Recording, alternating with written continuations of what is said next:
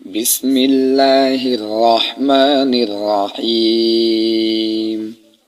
سورج بالکل ایک چمکتی ہوئی سنہری تھل کی طرح دکھائی دیتا ہے، لیکن دراصل یہ ایک بڑا گولا ہے جو انگاروں کی طرح دھکتا رہتا ہے، اور اس کی شعلیں اتنی بڑی اور گرم ہوتی ہیں کہ اونس جیسے آگ تم نے آج تک کبھی نہ دیکھی ہوگی۔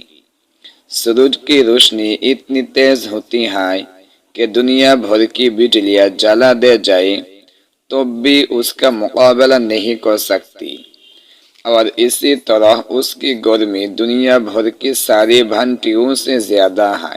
تم نے کمرہ گرم رکھنے کی بجلی والی انگوٹھی تو دیکھی ہوگی، بس یوں سمجھ لو کہ زمین کو گرم رکھنے کے لیے یہ ایک بہت ہی بڑی انگوٹھی ہے۔ سورج کی بغیر دنیا میں کوئی چیز بھی پیدا نہیں ہو سکتی۔ سورج زمین سے اتنی دور پر ہے کہ تم اس کا اندازہ بھی نہیں کر سکتی، اور وہ اتنی فاصلہ پر ہے کہ چاہیے تمہارے پاس کتنا ہی تیز سے تیز اڑنے والا ہوائی جہاز کیوں نہ ہو، تم وہاں پہنچ ہی نہیں سکتی۔